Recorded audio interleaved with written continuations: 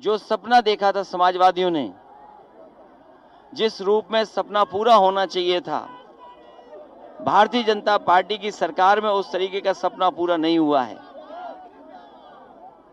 ये खुशहाली का एक्सप्रेसवे है, ये शहरों को जोड़ने वाला एक्सप्रेसवे है, ये गांवों को जोड़ने वाला एक्सप्रेसवे है।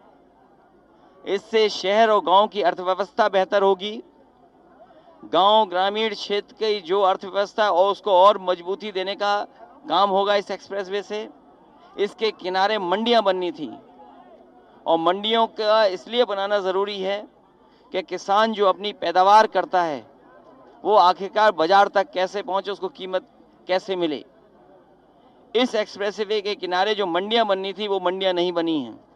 समाजवादी सरकार बनने पर किसानों को मंडी उपलब्ध कराने का काम भी समाजवादी सरकार में होगा। इसी तरह रोजगार के अवसर कैसे और पैदा हों, नौकरियां कैसे मिलें, उस दिशा में भी जितना विकास हो सकता है विकास करेंगे। इस एक्सप्रेसवे के साथ सेफ्टी की खिलवाड़ हुई है। जहां इंडियन रोड कांग्रेस के मापदंड कहते हैं, मानक कहते हैं कि इसका मीडियन चौड़ा होना चाहिए, वो नहीं रखा गया है। राइडिंग क्वालिटी जिस रूप में होनी चाहिए सड़क की वो नहीं है। लेकिन हम अपने पूर्वांचल के और सभी लोगों को भरोसा दिला सकते हैं कि जिस रूप में आगरा लखनऊ एक्सप्रेसवे बना था उससे बेहतर भी अगर एक्सप्रेसवे को बनाना होगा तो समाजवादी लोग उस दिशा में आने वाले समय में काम करेंगे। ये हमारी तरक्की और खुशहाली का एक्सप्रेसवे है। ये शिलान्यास करने वालों ने हमेशा शिलान्यास किया है।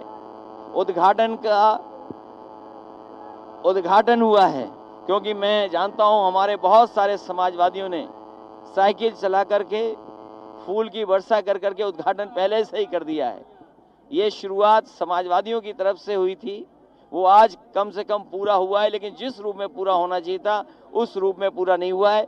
ये हमारे पूर्वांचल की गरीब जनता को खुशहाली के रास्ते पे जोड़ने का काम करेगा एक्सप्रेसवे।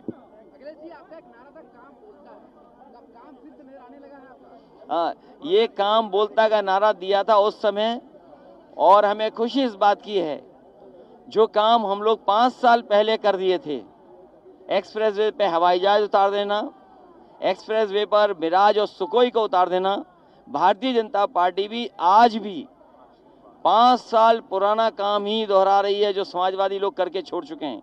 जबकि भारतीय जनता पार्टी को जो डबल इंजन की सरकार है इसे कई गुना तेजी से और आगे बढ़कर के काम करना चाहिए था। बहुत सी चीजें लोगों से छीनी गई हैं, वो चीजें जो छीनी गई वो वापस होंगी। मैं अपने साथ ओम प्रकाश राजभर जी का भी धन्यवाद देता हूं, डॉक्टर संजय चौहान जी का भी धन्यवाद, और समाजवादी जितने नेता हैं, जितने कार्यकर्ता हैं, मैं उन सब का बहुत बहुत धन्यवाद देता हूं